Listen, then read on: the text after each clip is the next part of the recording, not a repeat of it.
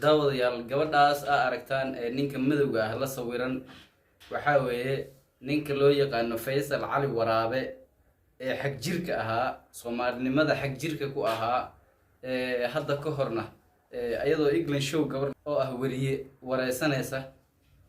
dhahay calanka Soomaaliya ka waran bay ku soo hadal qaaday calanka buluuga ka waran markaasuu inna lillahi wa inna raaji'uun xag jirnimo bartaa ka joogay Soomaalina ceeb meesha ka joogay ninka weyn odayga ah 90 jirka ah Twitterkiisa markaa gasho waxa uu ku soo qorayaa ka argagixisoo oo dhalinta maanta aan u rooneen dhagahooda iyo aragooda midna aan u rooneen gabadhiisi waaye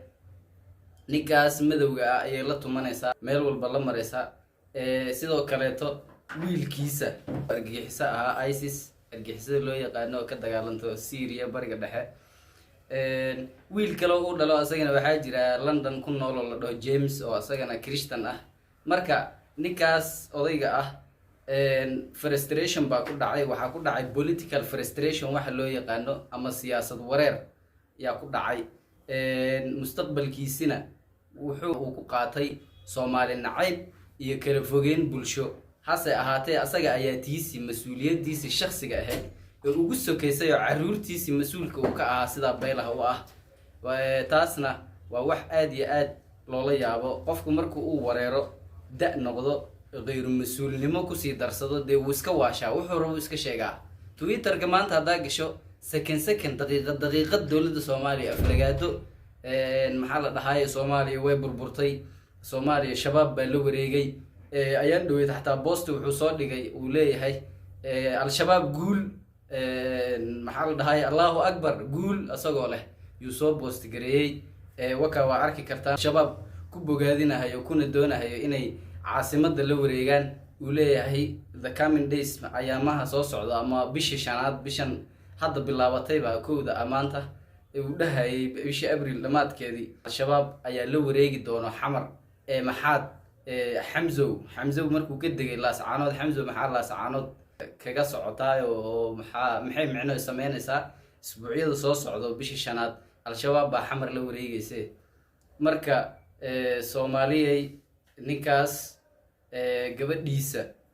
sidaas noocaas iyo qaabka ay tahay wiilkiisa asaga uu dhalay Daacish ahaa oo lagu dilay Syria oo sawirkiisa aragtaan sidoo kale wiilkiisa kale lagu magacaabo James dabcan waa magac gaaleed James Cali Waraabe wax saas la dhahaa waa gaal Christian ah wuxuu ku nool yahay London Soomaaliyay arintaas waa arin fajac iyo ama kaag ah labada wiil waa la gartayba artii gabar ahayd meel ay ka soo noqoto male gabar mar hadii madow baratay dhaqankii Soomaaliga ahaa ka tagtay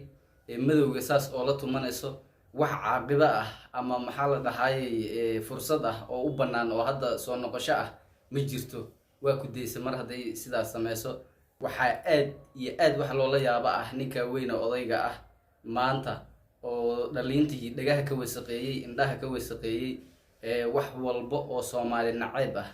xag jirkii abid ugu weynaa waan isdhii karaa xag jirkii abid ugu weynaa oo Soomaalida xag jirku ah Soomaalinimada iyo wada jirka ummadda Soomaaliyeed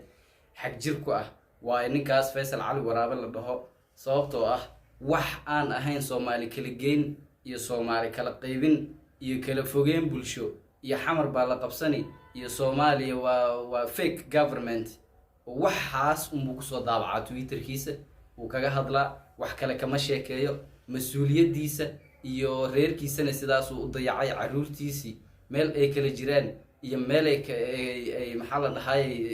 ay ka shaqeeyaan iyo waxa ay ku sugan yihiin waa nin nooca ka ah gabadhiisina noocaas ay tahay marka daawadayaal arintan si faafiya Soomaalidana tusa ninka odayga ah xag jirka ah Soomaalinimada xag jirka ku ah caruurtiisina sida u beelihiyay waa wax in la ogaado mudan oo bulshada Soomaaliyeed ay ku baraarugto oo ninkaasna haduu iswaansanayo kulli aanu u maleyn maayo inuu iswaansanayo cimri tagay ceeb laguma sugootiye Soomaalida dhaxdaa marka kulli qofka bini aadamka ah lagama daalo ilaa iyo uu iska bedelahayo kulli waa rajo baa laga lahaanayaa muuqaalkana faafiya meel dheer gaarsiiya